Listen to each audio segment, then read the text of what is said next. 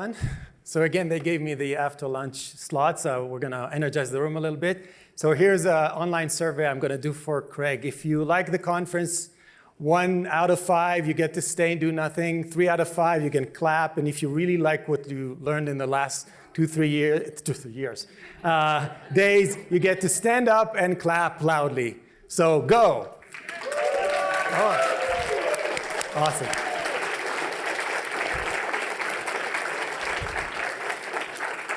So I've been here only a day and a half, and I loved what I've listened to. Awesome. You saw Craig. This is a real-time survey. So thanks again for inviting me. I'm thrilled to be here. It's my first TOS-Con. And as Craig said, I'm going to talk about this, for me, very interesting overlap between the world of ideas and philosophy and the world of, call it, problem solving and engineering and making stuff. Right? And for me, it's kind of where the two best systems collided for me, because I was in the Silicon Valley trying to create a new company or grow a new company, and carrying with me into the Silicon Valley my philosophy, my newly found philosophy of objectivism specifically. And what happened in my successful and not so successful attempts to try to understand how those two worlds come together is what I want to share with you today. So let's start with a definition. I found this definition from Ayn Rand about technology and what that is, because philosophy, I guess, people are aware of what that is, but technology is an applied science, i.e. it translates the discoveries of theoretical science into practical application of man's life. And I found it really interesting. In a way, technology needs to be based on philosophy, on theoretical science, the same as engineering and electrical engineering on physics, and so on and so forth. And that's the way it should be. And that is the way I understand that. So I come with that context to the Silicon Valley. But before I talk about that, let me just describe to you what is the Silicon Valley from my perspective and how did I get there. So the Silicon Valley is a wonderful, amazing place. It's where smart people congregate together to make stuff. It starts from the money is there, and the smartest investors and financiers are there to help you build and grow your company as fast as possible. People with the most experience that have done it 5 times, and they can tell you where they gone wrong and what not to do and how to do and the best practices and methodologies in any kind of company that you create, a business to consumer, business to business, software, whatever it is, this is where the knowledge is. And after we started the company in Chicago and grew to about 18 to 20 people, our investors told us, you can't grow a software company like the one you're planning to grow in Chicago. It just doesn't happen. It only happens in the Silicon Valley. This is where you do it. It's more expensive. You'll have to raise way more money, but this is how you do it. And it's true. My experience is that you cannot really be the best of the best, leveraging the best knowledge, the best smart money that you can get as an investment if you're not there.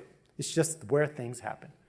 So I love the Silicon Valley. I love the people there. I love what's going. I love the energy. I've learned so much from people there. I got amazing friends there. So if you're going to grow a company, you should think about the Silicon Valley. How did I get to the Silicon Valley? So it's a journey, and I'm going to share the journey because I think it's important for you to understand my context.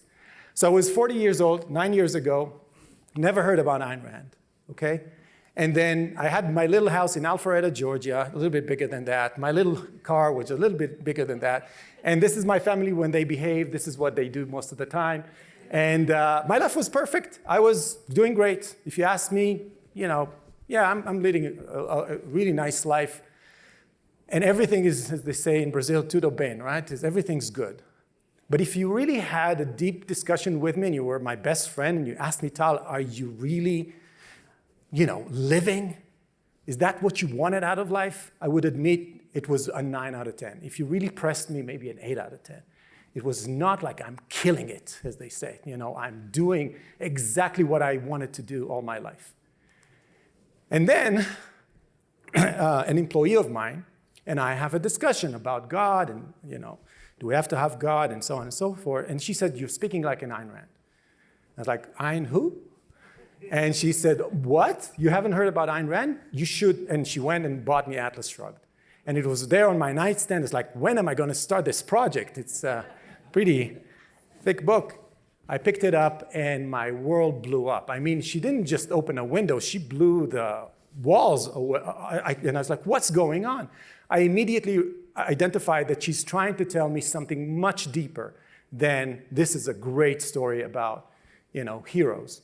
And I couldn't finish it. I stopped in the middle, and I went and read all of her nonfiction, only to, people told me there's this speech at the end, to be worthy of the speech. So I've read everything, and it really changed my life. It felt like that. Somebody kind of hitting me on the head, and knocking me. But really, this lady, I owe so much to her because she took my life from 7 to a 10, okay? So I'll talk a little bit more. So again, as I said, I read all of that, but it wasn't until I got to the fountainhead that it started making sense to me of like, this is actually for life. It's not just for academics, it's kind of an academical thought-provoking experiment. This is something I can do something with. There's a Howard Rourke, and this is what it looks like. And she gave me this hero, and how everybody says, for me it's really true, what would a Howard Rourke do? And after reading and finishing this book, I said, oh wow, now I get it. It's for me, it's about my life, it's how to make my life the best it can be. So what it did to me, it started the process of really looking at my life and introspecting. It was like, what's going on? Where am I? What am I doing? Why am I doing what I'm doing? And it felt like I kind of threw me off away up to space, and looking at my life from the start to where I am right now. This is where I was 3 years old in a southern city in Beersheba, Israel, growing up in a very conservative environment. But since I was very little, I was very philosophical. I was arguing with my grandmother about should I wear a yarmulke or not at the age of 6. I went to my uncle's room and I said, God, you got a minute to show up or I'm taking off the yarmulke. And I was afraid he's going to show up and slap me in the face. But he didn't show up that day. And so I took the yarmulke and I took it to my grandmother. And it was really a brave thing to do. And I said, I'm not wearing the yarmulke till God shows up. And she didn't know what to say. And I didn't wear the yarmulke since. And then at the age of 13, I was in a kibbutz. You know what a kibbutz is? Those communes in Israel. I really was not the property of my parents. I grew up in a children's house, and I got to see my parents 4 to 8 p.m., but I was, again, the property of the kibbutz. And when I was 13, it was my bar mitzvah. My family from the city bought me a tape recorder. And I was so happy. I brought the tape recorder to the kibbutz, and then they're like, what? They got it committed together, and they voted that I can only keep this thing if I let everyone play their cassettes on it. And I said, screw that. And I told my parents that day, we're leaving the kibbutz. And it took me about 3 years to convince them. And at the age of 16, I told them, I'm going back to my grandmother. You stay here. And they, no, stay a little bit more. And at the age of 16, after they wouldn't let me take final exams because you're not allowed to have grades in the kibbutz, right? It's not equal. We left. It took me to when I was 17. I was practicing till my hands bled. Have you seen this movie, Whiplash? If you haven't seen Whiplash, please do. It's amazing. And I was that kid at 16, 17. I was bleeding. I was playing 6-7 hours of jazz drums every day. And I said, that's what I want to do with my life. And I really got to be very good. I got the best jazz musician in Israel mentoring me. And I got really good. But at one point, I decided that that's not good enough. You can't make money out of being a drummer, especially in Israel. Let's give that up. Let's fly helicopters in the Israeli army. That will make me happy. I didn't care about helicopters or airplanes at all as a kid. I couldn't care less, but it was very prestigious to be a pilot in the Israeli army. So I was like, I'm going to do it. Pretty smart. So I got accepted, and I flew that for almost 2 years. And luckily, my 20-year-old, me as a 20-year-old, decided not to sign that 5-year commitment to stay in the army, and I didn't do that. And it threw me back to when I was the happiest I ever remembered myself being, which was a substitute teacher to 4th, 5th, and 6th graders right out of college. I loved it. I went into the classrooms every day deciding what I want to teach. There was no curriculum because I just covered for sick teachers, right? And so I got to talk to the kids about whatever I wanted. I was thriving. And I was also an SAT tutor. And I started working for that company as an SAT tutor. I said, that's not enough. I need to make money, right? Life is about money. Happiness is about money. I'll go be an industrial engineer, specifically in computer science. So I did that. And then the owner of this SAT company that then sold to Kaplan told me, you're not going anywhere. You're not going to tech. I want you because you're pretty good. As I was a student in college, I actually started the southern branch for that company. I grew it from nothing to about 120 people. And went to I think we did like $5 million of revenue while I was at school. So he identified that I have some kind of a talent for management and sales and marketing and so on. So he said, don't go anywhere. We're going to split the company into two. We're going to do colleges on one side. You're going to be the CEO of 650 people that do SAT and test prep. I said, are you crazy? I'm 26, 27. I know nothing about management. And he trusted me with that, and that's how I got a lot, like a crash course on management and just management in general, being a very young CEO of that company, and I did really well. But my friends from college started going into tech, and they were making more money than I did, and starting becoming project managers and traveling the world. It's like I'm missing the train, right? It's the late 1990s. So I joined this company. It was an IT company, and it relocated me at 30. I joined that company at 2006. I was 36 years old. I moved to the US. And they relocated me to do work for AT&T. Remember AT&T rollover minutes? I did that. So that was who I am. And at 36, this is where I was introduced to Ayn Rand. But there was something about being in America that really struck me as very, very different. And I started to think about, learning more and more about American history and what's so different about this place where people are nice to you and benevolent and everybody, and things are cheap and spacious. And there was something about America that really struck me as very different. And this is where I started thinking about philosophy and what it means. And this is where Atlas came into my life. I was 40 years old, and I really didn't have a lot of passion in my life. So this lady always tells you, check your premises. This is what I did. It was time for big decisions and big changes, and I was ready for it because I decided I only got one life to live. I'm actually in the middle of it, so there's not a lot of time. I should get going, and I really made a conscious decision to change my life in many different respects. And I'm telling you all of that to understand what it meant to me to bring those ideas into the environment I was in. So we created that company. I went from being a VP in a 22,000 people company to in a room with just my brother-in-law in Chicago, making no money. And I remember feeling so anxious about it. And I'll talk later about how I dealt with that. But with this company, we grew it to about 20 people, and then we moved to the Silicon Valley. Couldn't convince my family to move with me, so I was commuting back and forth Atlanta to Silicon Valley on a weekly basis for 4.5 years. Made 2 million miles on Delta. They really like me. So this company was very unique. Me and my brother-in-law are kind of thinking alike. He's much more creative than I am, but we really hit it off, and we grew that company. It was a solid company.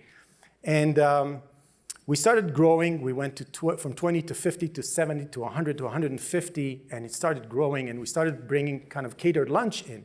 And during lunch, people would talk politics, and they will talk about ideas, and I was like, hey, I don't agree with this.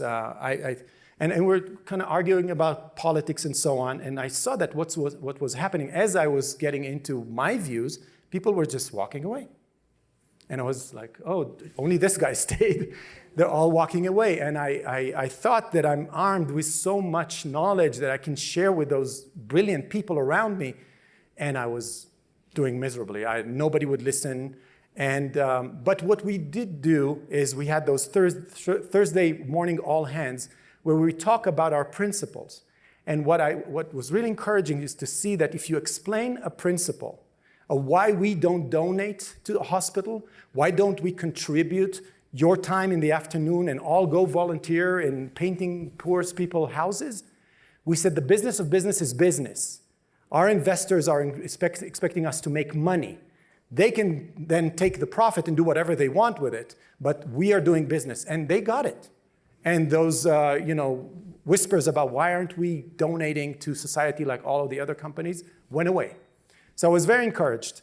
So let me share with you the strategy that didn't work.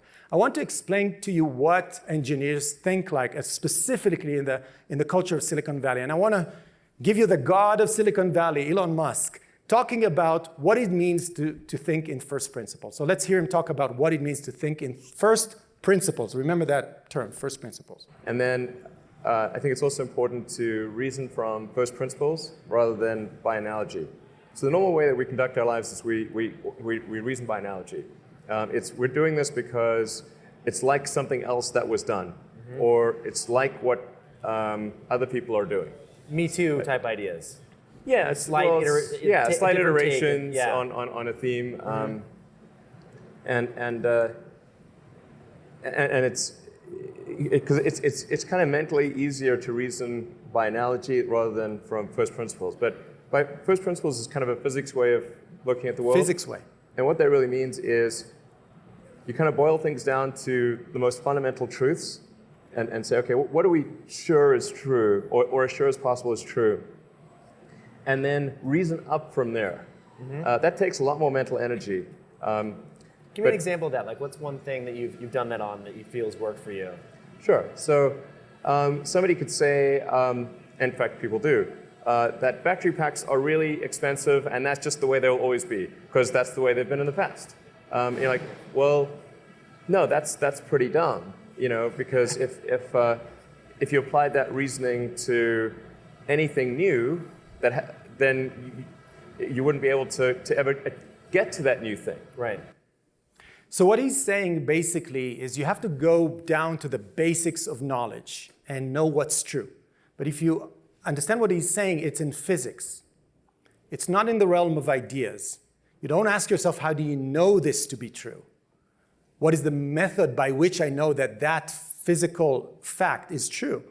He's saying, I'm starting from there. That's my axiom. And then he goes on to tell about how he built the first rocket, because the Russians wanted to kind of sell it to him for a lot of money, but he figured out that if you break down the parts of a rocket, you can make one in a much cheaper way. So, but that was kind of a clue for me to understand that technologists think that first principles and principle in general starts in the material world, in physics. You don't go deeper than that. It's not in the realm of philosophy. Philosophy has a really bad reputation of being this hazy, foggy, unclear area of ideas that have nothing to do with what we're doing. This is where you get confused. You want clarity, you go to physics, you go to engineering, you go to real things. So that's kind of the divide. Engineering, great ideas, who knows? And that was my experience. It's like, if we go to the meeting room, they're all super rational, super clear, like we take nothing for granted. I'm willing to walk away from any assumptions I have in the realm of engineering, in the realm of product making. But if you talk to me about ideas, oh, come on, man, who knows? You say that, I say something else, nobody can know. It's not a science. And that is the reason, that is the problem that we are suffering from, because if there's anywhere to start selling good ideas, it's in Silicon Valley. There are brilliant people there. So why isn't it working? I thought about it a lot, and I said, first, it's not interesting to them. How many engineers, the ratio between engineers and theoretical philosophers is there, you think? It's 1 to 1,000. Right? I did an experiment last TOS-Con, and I asked people in the room, I'll give you 4 personas. You're either a philosopher, right? Or a moralist who's has this burning fire to fix the world, or let's say an engineer who wants to make stuff, or a business guy or a money maker, right? And the philosopher description persona was not that great. It was like, this nerdy person who really loves to dive into ideas. 55% of the people self-identified as philosophers, which means we, as a community, have a distortion field of thinking that everybody likes ideas, everybody wants to go down to the physics. No, think about the relationship between an engineer and a physicist, right? I don't go into his world and say, prove. No, everything you say makes sense to me from what I can gather. I'll take your formulas, right, and I'll go make stuff, and hopefully it won't explode, right? But I'm not interested in his world. He does the theoretical physics. I do the engineering. There's a divide. So I found that most people are just not interested, which is great, division of labor. So we should not expect people to be very interested in those kind of ideas and in philosophy because they're not. And that is fine. Another thing, it's really hard.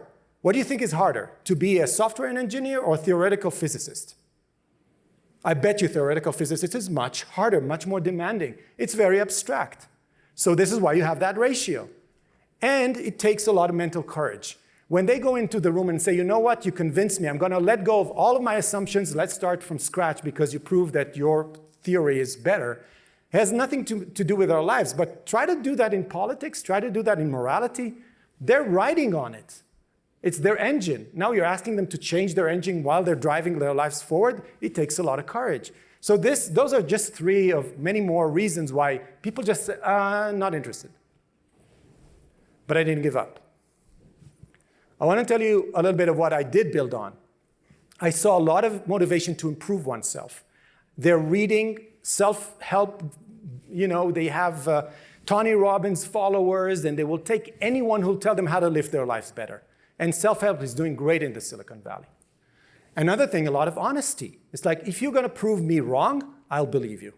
And I made sense to a lot of people that really said, you know what you're saying, it makes a lot of sense, but I can't figure it out. Can I read something about this? And they really understand the power of principles because it works for them so well in the realm of business. Just listen to what entrepreneurs say about principles. I have principles in my business. We never break them. They always work, right? So you take all of that and say, how can I build from that? So I did devise a strategy that worked. I can say it just, it was amazingly successful. I think in my lifetime so far, I've converted about 200, 220 people into being more philosophical and thinking more in philosophical principles, including people that are very near to me. And it was almost a project for me to think about the strategy of how to get them more interested. So I want to share with you some strategies. Again, I'm not a philosopher, I'm an engineer. So I'm telling you what worked for me. I really made it contextual, I made it personal, I made it concrete, and I made it practical. Again, taking the assumption that they're not interested in why ideas, those philosophical ideas, what's the foundation. They won't go read Introduction to Objectivist Epistemology. They want the end of it. But I made it contextual. If you go and look at the landing page of every religion, Scientology, Mormon church, whatever you want, they all say the same thing. What is your problem? Because they're looking for the motivation in you to change. They know they can't motivate you. They ask you, what do you care about? Is it relationship issues, career, drug abuse? What is it that you're fighting? We want to help you, right? So take out all the garbage content, right? But if you think about them as marketers, they're very successful. So you can learn from that. It's like, what's interesting to you? And when I stopped lecturing and I started listening and asking questions about what's interesting, what are you dealing with? Do you want to find central purpose in your life? Do you find that you don't have a great way to make new relationships? I was like, let's start from there. And I proved to them that my system of ideas is relevant to them and to their lives, and how they can see the correlation of how if they invest more time in listening, reading, their lives will actually be better. And I was very much, in the world of sales, you learn very fast. Don't come in and just tell them, this is my product. It's like a car sales guy. It's like they talk and it's irrelevant to you. You're, thinking one thing and they're talking about a different thing. You have to be smart, and you always walk in with asking, what's in it for you? What are you looking for? And when I was a VP Customer Success, I found myself many times telling the customers, this is not the right product for you. Go look somewhere else. And they really appreciated that. So you build trust. I call it, so let me say one thing. So it was very personal, the way I talk to people. But there's one narrative that actually worked for me that I want to share with you. I call it reverse engineering happiness. Why? There's one common denominator that is relevant to anyone. Everybody wants to be happy. So that is one thing I kind of clinged on and said, let me start with this concept of happiness and try to reverse engineer it. The way engineers do. They see a beautiful product, they want to reverse engineer it, right? So how do you reverse engineer happiness? And that's kind of a narrative. Again, it's my narrative. You can take whatever you want from it, but it worked with many people. I said, you know, if you're a mathematician, the function of life is maximum happiness, right? And they all say, yes, great. What is happiness? We always start with definitions, right? So I always shared, and I memorized this, you know, happiness is that state of consciousness that proceeds from the achievements of one's own values. And they all nod. It's like, yeah, that makes sense. I said, let's go further. What's in it? Okay, we talk about values, so it means you need to have values. You need to discover your values. You need to be conscious about what your values are. What are you trying to achieve out of life? What are you doing when you're waking up in the morning? Why are you doing the things you're doing? And that was like, wow, that's an interesting question. I haven't thought about it. And then, if you are clear about what you're trying to achieve and you are achieving it successfully, there's an output of that process called happiness, that state of consciousness. And I was like, do I look happy right now? And they say, yes. And it's like, yeah, I'm not cheerful. And like, this is the state of happiness. I know what I'm doing. Every time I wake up in the morning, I know I'm very purposeful. And I'm pretty successful in achieving it. And the outcome is like, I'm happy on Monday, Tuesday, Wednesday. It's not just now and then, and sometimes I'm depressed. No, generally, I'm happy. And that really resonated with a lot of people because they said, that really makes sense to me. So I went further and said, let's break down value because that's the big thing. That's the strategy of your life. You know, strategy is hard. Tactics is a little easier. So the same as your company has a mission statement that is very hard to figure out. You can spend weeks thinking about every word in your mission statement. But once you figure that out, everything continues from that. So what is the value? What is my strategy before I go into the tactics of achieving it? Value is that which one acts to gain or keep. And that is very profound. I said it's one. It's you. It's your values. It's not general values, make a world a better place, make everybody richer, and get rid of poverty. It's what's your values. Do you know what they are? And it's not those values that you think in your head, oh, I want to fix the world and make a world a better place. It's what are you actually doing? Introspect. See what you're actually doing, and then you know what your real values are. Not what you think your values are. So what you act to gain or keep.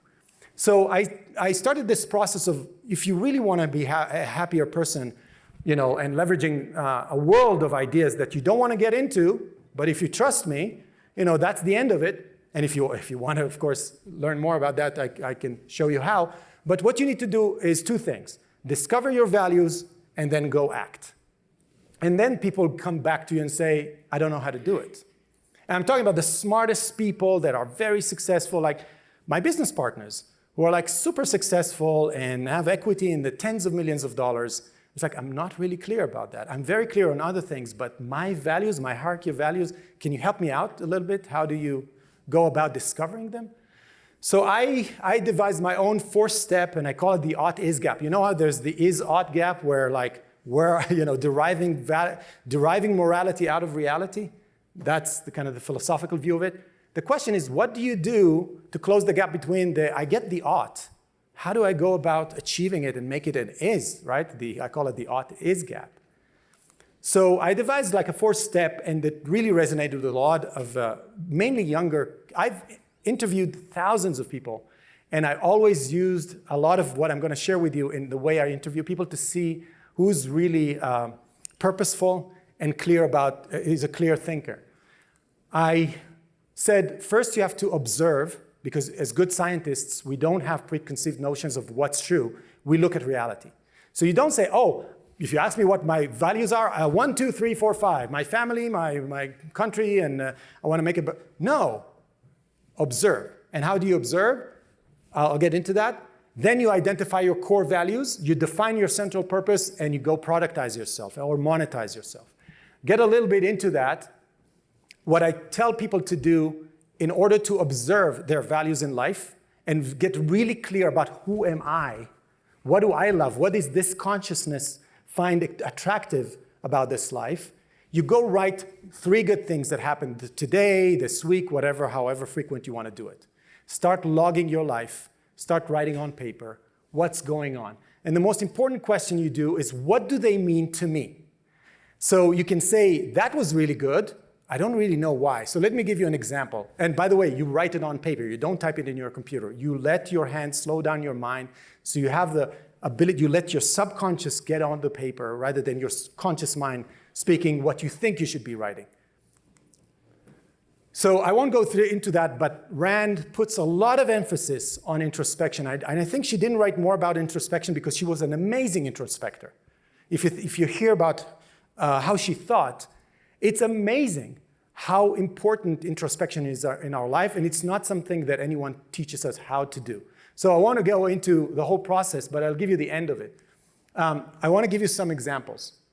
And I'll take the first one. I won't go through three of them. So we won an amazing deal with a German company. And it was Microsoft, okay, the multi-billion-dollar behemoth that Microsoft is, and Base. I think we were like 70 people. And they watched the demos of the two softwares, packages, and they told us, you're the finalists. What we'll decide is a presentation that you'll do and Microsoft will do. We give you 15 minutes each. And then a committee of salespeople will vote and choose the one. And I took it really seriously. I sat down, I wrote a whole narrative that was called A Day in the Life of a Sales Guy in that company if they use Base versus use the other package. And I built that beautiful, funny story about how they wake up in the morning and they watch their app and the app tells them what to do and who to meet. And they go about and coming out of the meeting, they dictate what happened in that meeting into the software versus the other app where they write everything in their notebook and on Friday they go type everything into their offline. And they loved it and they laughed and we won the deal. When I went back that Friday and wrote, that was a really amazing thing that happened that week. I then wrote the question, what does it mean to me? And when I wrote that question, it meant like, you know what? It was not about the software. It was not about the hundreds of thousands of dollars which was the value of that deal. It was me writing a narrative and that narrative being successful.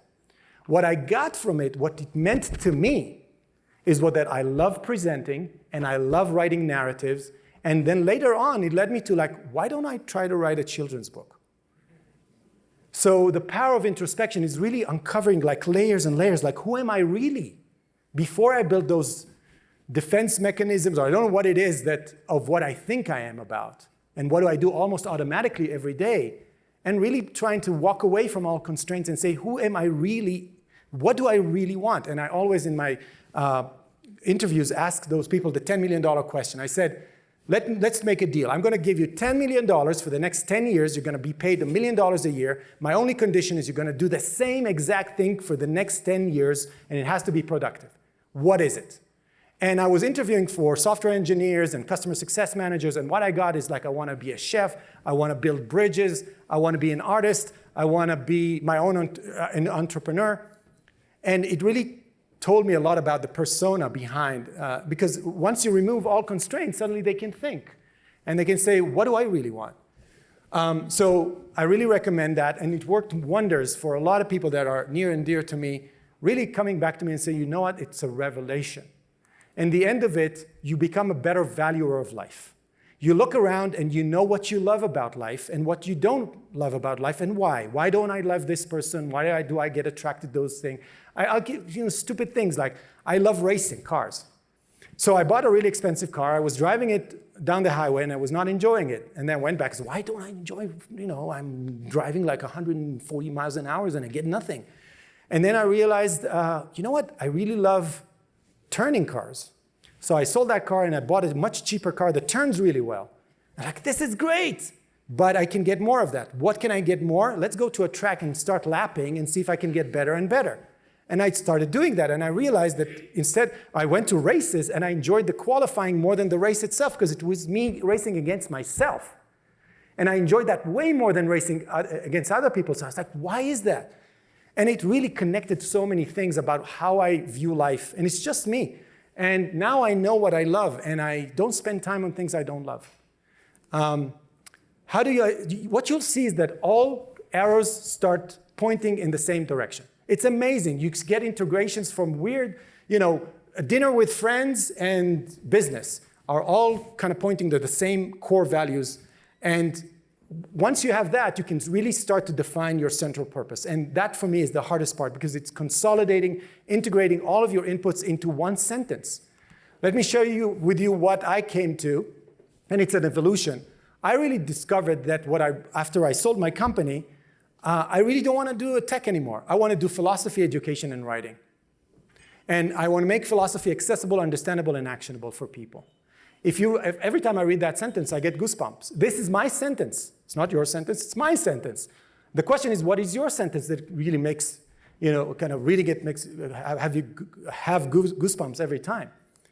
So I said, let's act on it. I started building a school. I call it the Hero Incubator, just to find out that other people are way ahead of me. So instead of that, I invested in another company. I wrote this book. It was a family project. I loved it. I enjoyed every minute of doing that. And I want to tell you a story. So Yaron Brook from the Ayn Rand Institute calls me in 2016 and say, would you think about maybe joining? I said, what are you talking about? I'm like in tech, building businesses. Why would I? So I said no. And after I thought about it a long time, I said, wow, what if I actually get involved in education and philosophy? This is a really interesting prospect. So something that was totally irrelevant for me a year and a half before suddenly became like, wow, this could be an amazing opportunity. And honestly, I jump out of bed every day doing what I do today. I love it. I enjoy it very much. And I wouldn't trade it for the world. Don't tell the people who pay me salary how much I enjoy it, but I really, really enjoy it. And this is only because of that. And the process of figuring all that out is the hard stuff. For me, productizing yourself, making money out of it is easier. Because it doesn't matter what you love doing. You love taking pictures of chimpanzees. Somebody will pay you to do it. There's a great book. Let me go to that. Oh, sorry, it's not there yet. There's a book called I Could Do Anything If I Only Knew What It Was. And it proves to you that if you speak to 300 people, somebody will lead you to how to make money from what you're really passionate about. You just have to network enough and be very specific about what is the value that you want to create and be rational about it. Make sure that it adds value to people's life. So, and another thing that I've learned is action is really important. We get to rationalize too much. We get to think in our head and live in our head. If you don't act, you don't get satisfaction. And what you think is relevant becomes super irrelevant a week later because you got so much feedback from trying to do something. And you go back to the drawing board, it's like, oh, I was thinking about it in a completely different way. So I could have wasted another month thinking about it. Go act. I always say that action may result in mistakes that set you back, but inaction will bring you down. You'll get depressed, lack of self-esteem. Act. And we always have this sense of bias for action in the Silicon Valley. It's like, enough thinking, we've done that, we're going to go do. I know that there's more thinking to do, but we're going to go do because we're going to learn so much from doing than getting stuck. And the last thing that really helped me is to talk to people about their emotions, about the resistance of change and so on, because people get really stuck emotionally, like, I really know what I want to do, but I don't have the courage to do it. What do I do? And I spend a lot of time thinking about how to explain emotions to people because it really blocks them. They know what they need to do, but they can't make themselves take another step forward. So I always talk about what emotions are and explain that emotions are the effect of something. You're seeing flags from your subconscious trying to communicate with you that it's trying to protect you, and there's something that is threatening you. And the only way for that back of your brain to communicate with you is through emotions. That's the way it communicates with your conscious mind. What's behind the feeling? Some kind of a value judgment. So it's like you're trying to say, okay, I'm feeling anxious. Why? Let me look behind it, because there's a value judgment there trying to say, so I'll give you an example. So when I decided to, quit my job as a VP and join a company that couldn't pay me salary, I got a lot of anxiousness. I was standing in my dark walk-in closet and say, Tal, why are you feeling anxious, right? And I realized that I'm feeling anxious because my subconscious is saying, okay, are you crazy? You're going to get no salary. You might have to lower your standard of living. You're going to start traveling and not seeing your kids. Are you freaking crazy? Right? That's the part of me that trying to protect me. And animals, by the way, don't like change. And that's kind of the animal in me speaking to me, in my mind. And I realized that if I start talking to myself, things get better. I said, okay, Tal, wait a minute. I understand. Really cool that you want to protect me, but we have put some money aside, so there's a year of salary aside. What can go wrong, you know? We'll end up going back to Amdocs. They'll get you back. They'll hire you back, and you're going to be a better father because you're going to try to do something and create something of yourself. So yeah, you're going to be a weekend dad, but you're going to be a bit better weekend dad than a weekday dad that is not fully satisfied. And I felt I really needed this. So like 2 weeks of talking to myself, and the anxiety went away, completely went away. It's like I reprogrammed my value judgment, and my subconscious slowly, like a muscle, realized that, it's going to be okay. So I explained that mechanism to people, and then they're like, wow, that's interesting. So I can actually change the way I feel about things? And the answer is yes, you have free will. If you understand the role of emotions, you can, again, and this is it. I really love that quote. It says, it's not laziness that stops you from pursuing your goals. It's mainly inner conflict. And it's true. You'll see why you're not going after your goals. It's not like you don't know what you want to do. You have an inner conflict, and you need to resolve that. And another thing that worked really well, my last recommendation, make a list of other people's expectations, tear it and throw it to the garbage, because the emotional power of what other people expect from you, you'll find out that most resistance is stale opinion from the past.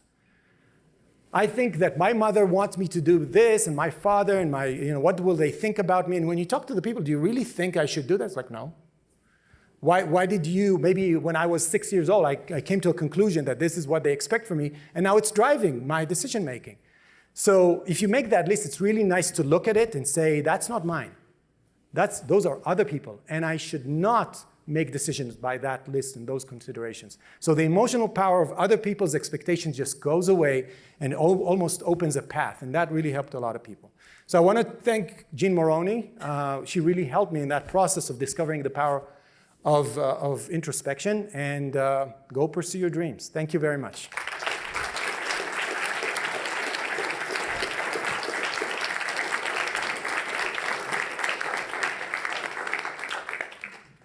Do I know you, Ron? Actually, I just want to say thank you for being a TOS-Con.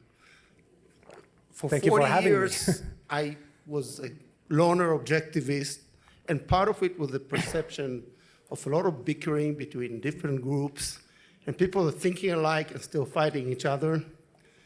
And it's really heartwarming to see the ARI CEO here at a conference arranged by another group, but shooting for the same goal makes me more proud being part of this community. Thank you. Thank you. Appreciate it.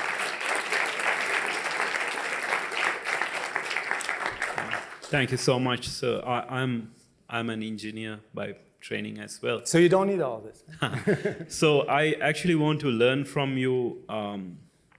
How do you manage when you manage teams? What's your approach to office politics? How do you deal with that? Office politics. Yeah. You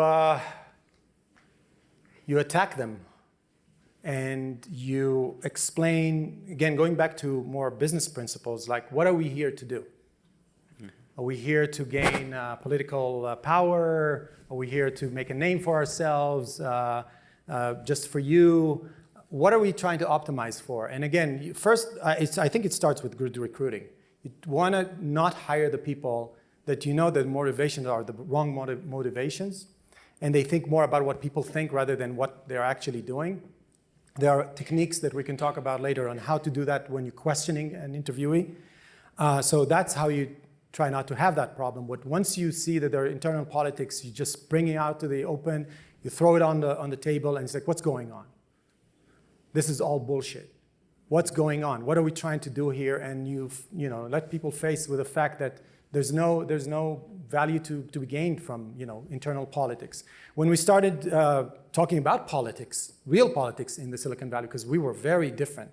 All of the other companies were like, you can give 20% of your time away. So you can go and work, I don't know, instead of working 45 hours, work 35 hours and give 10 hours a week away to whatever charity you want.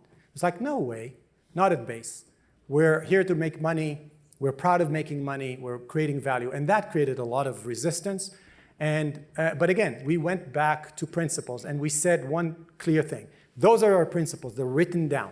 You like them, stay. You don't like them, leave. And some people chose to leave, by the way. We had a lot of people to say, I don't like your philosophy, and there was one incident when somebody, again, asked, like, why aren't we giving more of our money and so on? And then Uzi, my brother-in-law, who's the CEO, said, guys, we're never going to contribute to anyone from a philanthropic perspective. It's not what we do. You want to give away your money? Go ahead. You don't have to stay here after 5. You can go away, go out and do whatever you want. I think like 3 people resigned after that talk, which was great. Yeah. Thank you so much. My question is, are you familiar with the ideas of Peter Thiel Yeah. expressed in 0 to 1? Yeah. And would you care to comment as an objectivist and a Silicon Valley entrepreneur? Yeah, I think Peter is a really good thinker. And he has this thing, competition is for losers, because he's trying to create a monopoly every time he creates a new company. So he has those 2x2 matrices that I find so clarifying. He takes a lot of confusions in the business world and puts them in those frameworks that make it so clear. So I think he's a great thinker. Unfortunately, personally, I think he's a little confused, especially in morality. He never went down to epistemology to understand why his morality is the same as it is. And I think he's pretty confused. But as a thinker, he breaks down things to like, wow, this is amazing. He just got to the essence of what it is. Brilliant thinker. I really admire him. But again, he's somewhat religious and somehow has wrong premises. Thank you. Suffering from the same disease I talked about. Yeah. That leads perfectly. What? What name was that? Peter Thiel. Yes. Sorry. That leads perfectly into the point, question, whatever comment I wanted to make, and that was what I took away. What I focused on in particular was this kind of almost a primacy of the organizational paradigm over the cosmological paradigm. You said a lot of great things about epistemology and its application to values, whatever those are, Right. but which I didn't mean that as sarcasm. But I think the virtue is metaphysical in that all the problems that we ultimately have to deal with, all the ultimate obstacles to any legitimate value that somebody has, which is the many, comes down to the virtue of having the right metaphysics, which is not accepting the cosmological paradigm that the universe or reality is purposeful. We are, Yeah. and that your life belongs to you. There is no world without you. Right. So no matter what the conversation is, no matter what the issue is, I always take everything down to that more fundamental principle than what works in terms of achieving people's legitimate values. Mm-hmm. What is the question? Because I agree with you, but I have an observation. Well, the implicit pluralism, I think, that I would like you to answer, that I Yeah. thought might be implicit in some of the You know, things you said. it's very interesting what you're saying. Remember I watched Leonard Peikoff give Introduction to Philosophy, and he does this. He says metaphysics, epistemology, side by side, not like this, side by side, and then you get morality. And I think that's the right observation. Again, I'm not a philosopher, so take it for what it's worth. What I've learned is that there's some people that get metaphysics clear. Like, yeah, of course, I'm an atheist. Of course, it's one world and we're going to die. But they got a messed up epistemology. Much more dangerous, I think, and much more hard to deal with than people that get metaphysics a little wrong. Like, yeah, there's a God, but they're super rational. And then the morality is pretty close. Like they say, yeah, it's coming from God, but they almost can name objectivist virtues for you, and they're leading a pretty good life. So if you ask me, you have to have both great metaphysics and epistemology to really fully understand where you're going with it. But The psychological consequences. that right, the nucleus- right, yeah, That making that connection and showing this is so much more deeply entrenched, because you get it when you're really young. right. Because epistemology has to do with the engine here, Exactly and that's all within your direct volitional control. right. So But again, I'm not an expert on metaphysical errors and what are the. I appreciate your answer and I appreciate thank you for your work. Thank you. All right. So I really thought that the idea of having like a statement of like your purpose is really powerful. And I actually asked Jean Maroney at OCON, I kind of had that back and forth with her to go over an inner conflict that I had, which is basically between writing a novel, which has kind of a completely different purpose than this business that I want to start. And basically, would you think it's reasonable, right, to change that statement could change over time? So like once I built this all working progress. business, like values change, hierarchies change. Yeah. do you see do you think this is where you'll go for the rest of your life, or do you think you're asking me to expose my right? Do you see the future? Yeah. It's a really good question. I want to take it, kind of generalize it, because what I found is that from time to time when I do deep introspection, things change. And why? Because the context of how long I have to live, and where am I, and where are my kids, and where's my wife, and what do I do for work, and how much inspiration I get from different things really change the hierarchy of my values. And I have to rethink everything, not on a monthly basis, maybe quarterly or every 6 months or so. But yeah, the answer to your question is yes, I'm going to do different things when I'm older, when I grow up.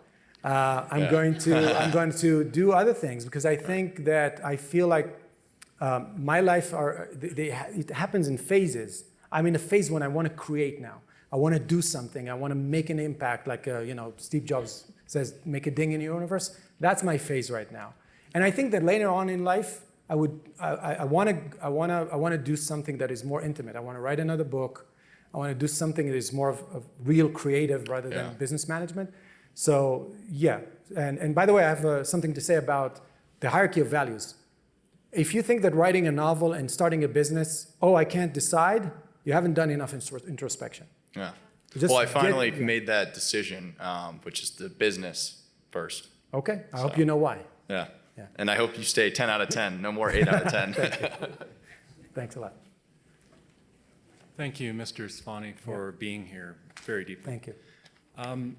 So I was curious if you had any thoughts concerning, given your background in engineering, any specific tools or methods for organizing the information that you're working with when trying to communicate concepts and reach people. Is there anything that's kind of bridged that gap? On how to communicate ideas? Yeah, or how to organize information?